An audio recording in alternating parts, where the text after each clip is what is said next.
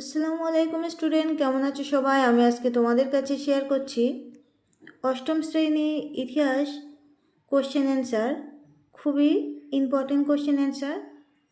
অবশ্যই তোমরা এই কোশ্চেন অ্যান্সারগুলো খাতায় লিখে নিয়ে প্র্যাকটিস করবে।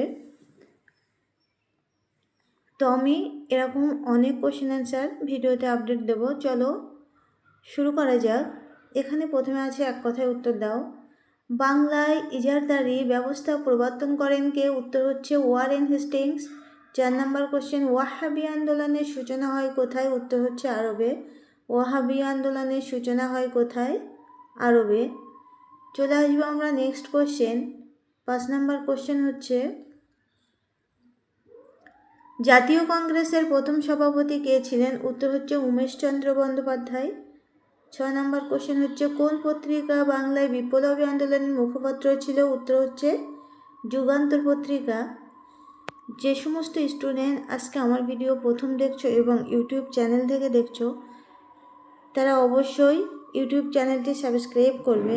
আর যে সমস্ত স্টুডেন্ট আমার ভিডিওটি ফেসবুক থেকে দেখছো, তারা অবশ্যই ফেসবুক পেজটি ফলো করবে। তো চলে আসবো আমরা নেক্সট কোশ্চেন। আত্মীয় সভা প্রতিষ্ঠা করেন কে? উত্তর হচ্ছে রামমোহন রায়। নেক্সট কোশ্চেন হচ্ছে, জাতীয় শিক্ষা পরিষদ গঠিত হয় কত খ্রিস্টাব্দে? উত্তর হচ্ছে 1906 খ্রিস্টাব্দে। 10 নম্বর কোশ্চেন হচ্ছে, মহাবিদ্রোহের সময় ভারতের গভর্নর জেনারেল কে ছিলেন? উত্তর হচ্ছে লর্ড ক্যানিং। মহাবিদ্রোহের সময় ভারতের গভর্নর জেনারেল কে ছিলেন? উত্তর হচ্ছে লর্ড ক্যানিং। 11 নম্বর কোশ্চেন হচ্ছে, ভারত মাতা চিত্রটি এক সময় ভারতের জাতীয়তাবাদী আন্দোলনের প্রতীকে পরিণত হয়েছিল। কোন আন্দোলনের প্রেক্ষাপটে এটি আঁকা হয়েছিল? উত্তর হচ্ছে স্বদেশী আন্দোলন। 12 নম্বর কোশ্চেন হচ্ছে, দেশীয় ভাষায় মুদ্রণ আইন জারি করা হয় কত খ্রিস্টাব্দে? উত্তর হচ্ছে 1878 খ্রিস্টাব্দে। চলে আসবো আমরা নেক্সট কোশ্চেন। দেশীয় মুদ্রণ আইনকে কবে বাতিল করেন? দেশীয় মুদ্রণ আইনকে কবে বাতিল করেন? উত্তর হচ্ছে লর্ড রিপন 1881 খ্রিস্টাব্দে।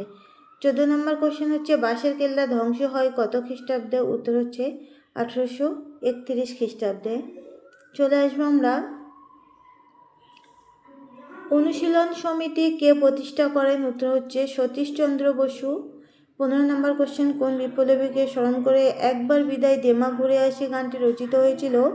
উত্তর হচ্ছে ক্ষুদিরাম বসু। তো আজকের ভিডিও এই পর্যন্তই। সকলে ভালো থেকো। আল্লাহ হাফেজ।